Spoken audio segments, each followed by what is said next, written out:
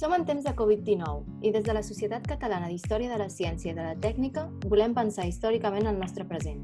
És per això que avui comptem amb Jorge Molero, professor d'Història de la Medicina de la Universitat Autònoma de Barcelona i bon coneixedor de la història de les malalties infeccioses, especialment de la tuberculosi, a l'Espanya dels segles XIX i XX, amb el qual parlarem sobre la relació entre malaltia epidèmica i els seus condicionants socials. Bon dia, Jorge. Bon dia. Les grans malalties epidèmiques del període de la Revolució Industrial, com ara el còlera o la tuberculosi, van tenir un marcat caràcter social, lligat a unes condicions de vida i de treball. És comparable la situació amb l'actualitat? Afecta per igual això a Europa o a d'altres països i economies molt menys desenvolupades? Sí, bueno, la pregunta, para contestarla desde un punto de vista histórico, necesito remontarme al siglo XIX, con la epidemia de cólera, en la que va a surgir un concepto de enfermedad que no coincide exactamente con el que hoy día la sociedad occidental entiende. Cuando llega la epidemia de cólera a Europa, ponen al descubierto un gran problema socioeconómico que existe, y es la numerosa cantidad de personas que hay con un organismo debilitado debido a las condiciones sociales que provoca la revolución industrial. ¿Qué quiere decir esto? Que en teoría una enfermedad benigna, entre comillas, como era el cólera, se va a cebar en las personas pertenecientes a clases sociales menos favorecidas. Esto va a hacer reflexionar a los higienistas de la época y van a incorporar entre las causas de la enfermedad o entre las causas que determinan o favorecen las enfermedades, en este caso el cólera, la situación socioeconómica de la persona, es decir, factores socioeconómicos como causa de enfermedad. Esta definición o esta consideración va a ser fundamental porque va a permitir que el concepto de enfermedad se cargue políticamente. Es decir, si las condiciones socioeconómicas generan enfermedad, una de las formas que habría de acabar con esa enfermedad sería cambiar la situación socioeconómica, es decir, cambiar el régimen social. Algo que la clase obrera va a recoger. ¿Qué quiere decir esto? Que el concepto de enfermedad, desde un punto de vista colectivo, desde un punto de vista social, se va a cargar políticamente. Esto va a generar una gran preocupación en el sistema social establecido, porque implicaba un reconocimiento expreso de condiciones sociopolíticas en un fenómeno que supuestamente solo atendía al ámbito de la biología, ¿no? De la materialidad. Esta politización de la enfermedad va a marcar todo un programa de gobierno o de Estado, mejor dicho, de todo el mundo occidental, para evitar este peligro político que suponía la existencia, en primer lugar, de epidemias en el 19 y posteriormente enfermedades endémicas como la tuberculosis, que seguía los mismos patrones de afinidad, ¿no? De atacar exclusivamente a las personas más desfavorecidas. Los grupos obreros tomarán esta visión de enfermedad social como enfermedad que se genera en la propia sociedad para utilizarla como arma política. De esta forma, entre el cambio de siglo XIX-XX, lo que se llamó la cuestión social, surge el papel de la medicina como disciplina de la pacificación y reforma o incorporación de esta clase obrera al sistema social burgués. ¿Qué implica esto? Implica que la medicina se dota o ofrece una herramienta capaz de dar una solución técnica a un grave problema social y que estaba poniendo en peligro la estabilidad del Estado, una alternativa de lucha contra la enfermedad sin poner en peligro el sistema y al mismo tiempo despolitizar la enfermedad. ¿Qué herramienta fue esa? Bueno, básicamente la que proviene de la medicina de laboratorio. En primer lugar, aquella fisiología que se genera en la segunda mitad del XIX y que facilita el menosprecio de los factores sociales, es decir, lo que se llama la positivización de la medicina y de la higiene, considerar solo aquellos elementos cuantificables de la enfermedad que provienen de la física y la química, con lo cual los factores sociales quedarían al margen. Evidentemente otros factores también, como los psicológicos, pero lo que nos interesa ahora es centrarnos en los aspectos sociales. La segunda herramienta, que también proviene de la medicina de laboratorio, es la bacteriología. Obviamente el descubrimiento de las bacterias va a hacer que esa multicausalidad social se convierta en monocausalidad.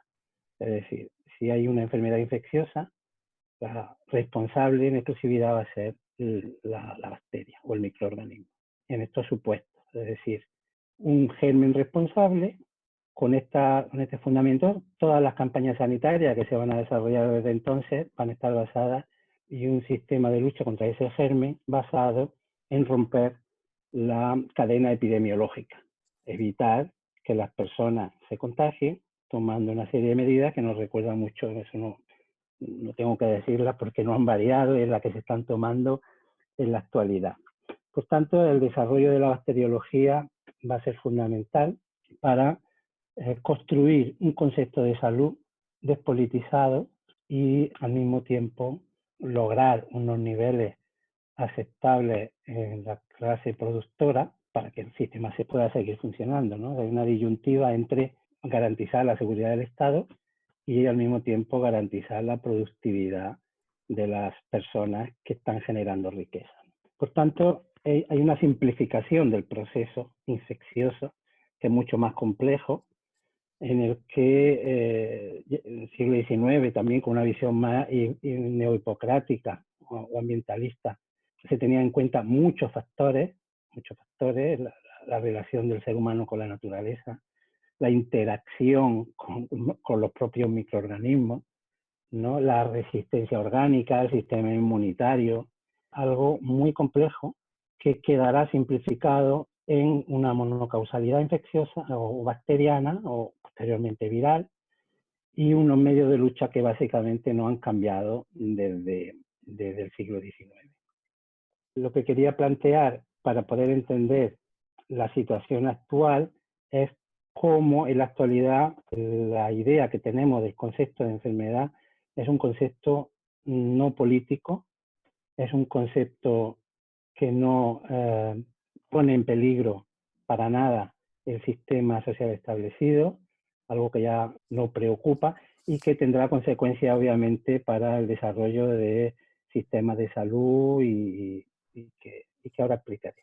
L'estat de salut d'una població es veu afectat per factors biològics i, per descomptat, per una situació social, econòmica i política concreta, com comentaves. Consideres Sí. que la Covid-19 ens afecta a tots per igual? Sí, esta pregunta viene muy bien para seguir con esta forma de razonamiento en el que la consideración social de la salud y de la enfermedad en estos casi 200 años de tradición médico-social, ¿no? En el que tenemos hoy día un concepto de salud que responsabiliza a la persona de su mantenimiento, lo que algunos autores han llamado el homus hygienicus, ¿no? Es decir, en Occidente somos personas que vivimos para la salud por encima de cualquier otro objetivo vital, incluso el económico, ¿no? La salud sería una aspiración en la vida. Eso implica que el concepto de salud se ha construido en torno al individuo, a modificar los hábitos ¿no? considerados patógenos. Las campañas contra la tuberculosis van a incidir en este tema. Quizá ahora por eso no haga tanta falta una educación higiénica, porque tenemos casi 100 años de campaña, o quizás se haya olvidado, pero las medidas que se están tomando en la actualidad pues son exactamente iguales que las que se tomaban contra la tuberculosis. Ahora nos ponemos mascarillas, bueno, el uso de la escupidera, el lavarse las manos, todas las medidas higiénicas tienen el mismo fundamento, ¿no? Que es romper la cadena epidemiológica del contagio. La tuberculosis se contagiaba exactamente igual, a través de la tos, del estornudo, con un problema añadido y es que el esputo con bacilos quedaba en el polvo de cuando se escupía en el suelo y ese polvo al levantarse podía infectar o entrar en los pulmones de las personas sanas. Por tanto, un concepto de salud basado en la persona, construido sobre una estrategia basada en el miedo al contagio y en la culpabilización de la víctima, que llaman algunos sociólogos. ¿En qué consiste esta estrategia? En un proceso en el concepto de enfermedad muy politizado. Una forma de despolitizarlo fue corresponsabilizar o responsabilizar a la persona de la adquisición de la enfermedad. ¿Por qué? Porque cuando solo se responsabiliza a una causa, es decir, a una bacteria, esa enfermedad infecciosa, simplificada al máximo, se va a considerar evitable. ¿Eso qué quiere decir? Que si uno sabe cómo defenderse, no tiene por qué infectarse. ¿Qué ocurre? Que si uno se infecta, es sospechoso de no haber seguido las normas, y no solo es sospechoso de no haber seguido las normas, sino que es culpable de mantener los contagios. O sea, se convierte en una fuente de contagio. Y esas mismas normas, si no se siguen, pues aumentan el número de contagiados.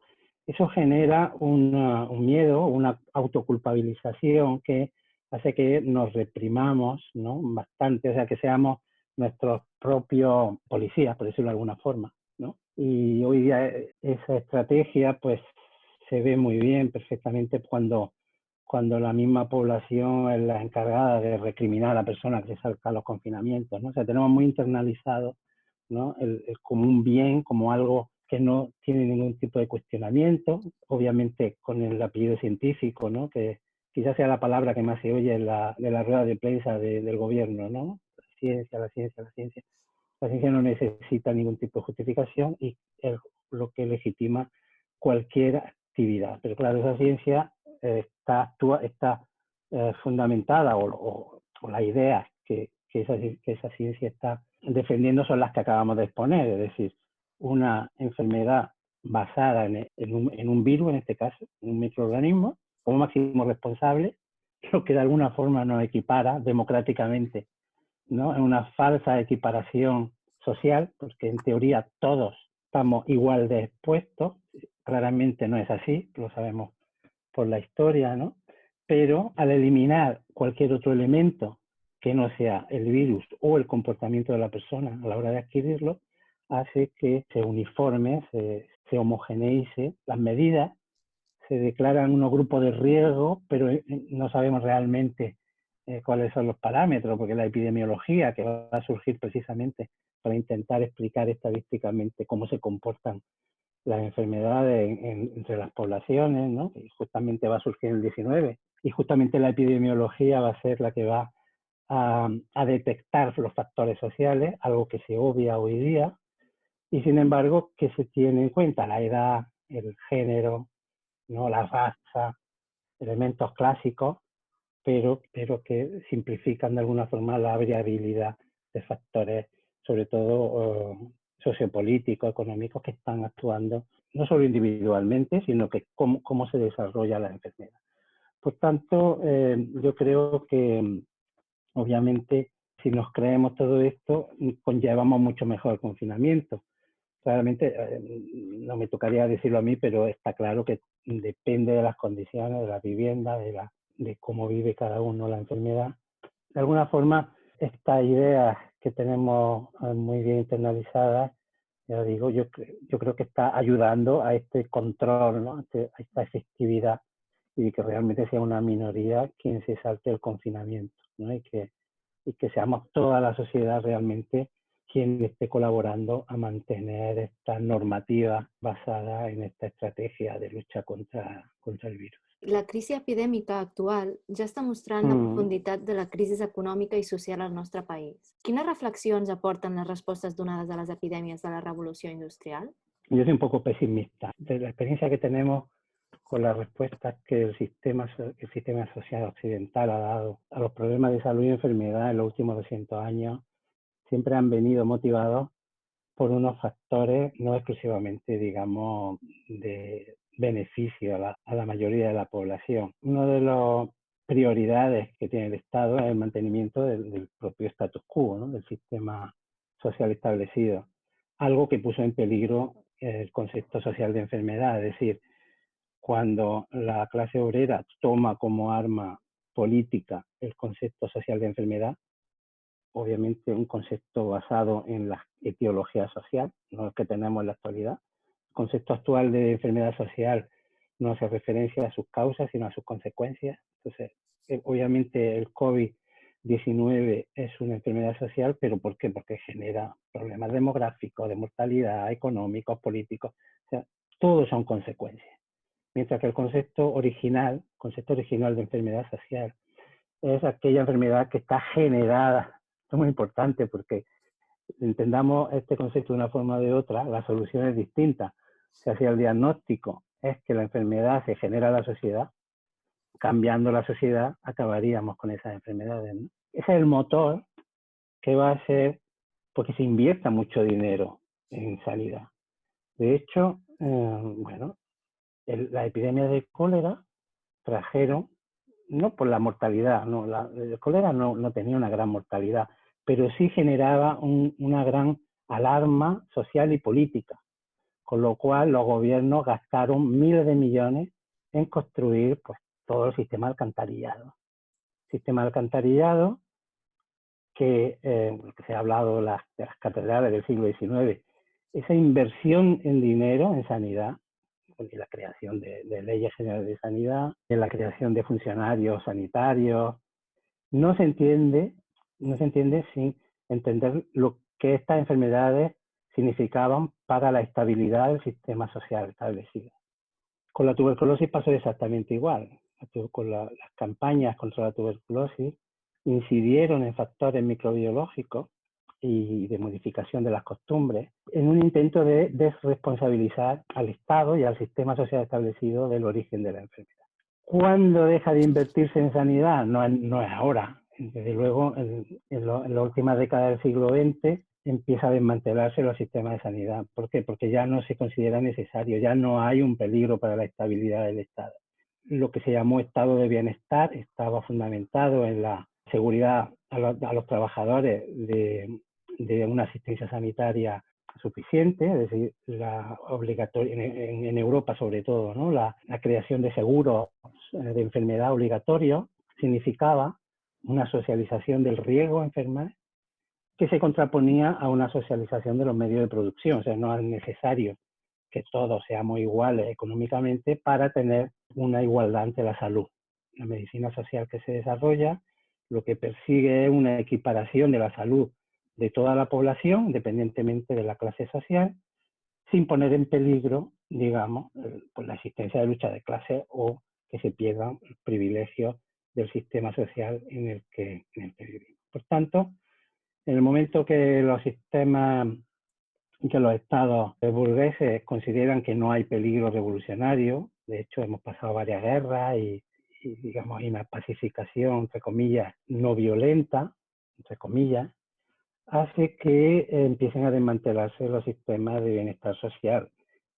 Bueno, es modélico el papel del neoliberalismo de la mano de Margaret Thatcher desmantelando el National Health Service, ¿no? De alguna forma era el modelo del Servicio Nacional de Salud muy influenciado por el modelo soviético, ¿no? En el que realmente toda la población estaba cubierta. Y nosotros en el Estado español, casi cuando llegábamos a conseguir ese estado de bienestar, empieza una crisis que también evidentemente desde el pensamiento hegemónico, desde el neoliberalismo, empiezan a desmantelarse los sistemas. La crisis de 2008 lo único que hace es acelerar ese proceso de desamortización de la sanidad, en el cual claramente lo que se ve es un cambio en las prioridades.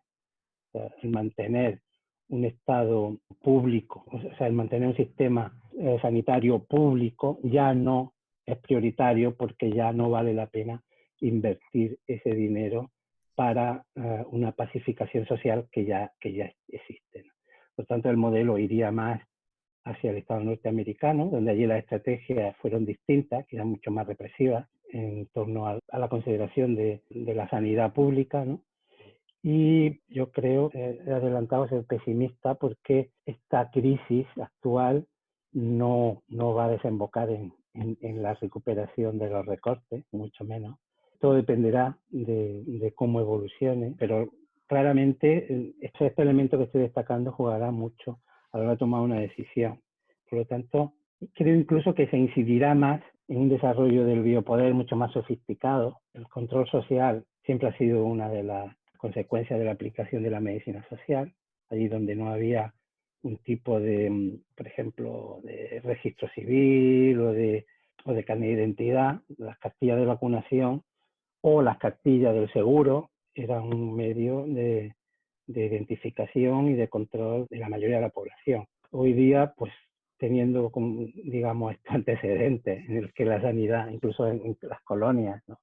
En Marruecos, que no había, cuando llega a España a Marruecos, que no existía, digamos, registro de población, la cartilla de vacunación obligatoria contra la viruela sirvió como elemento identificador y de control de esta población colonizada, ¿no? Con lo cual, hoy día, si ponemos al día tecnológicamente qué consecuencias, mejor dicho, puede tener para el control social esta epidemia, pues claramente vamos a perder muchísimas libertades porque vamos a aceptar en esta lógica de homus hygienicus que se nos controle el teléfono porque pensaremos que es por nuestro bien, ¿no? En esa estrategia de sentirnos culpables y daremos nuestros datos, identificaremos qué hacemos, dónde vamos, sin ningún problema, ¿no? Como claramente eso tendrá los usos que el poder quiera darlo.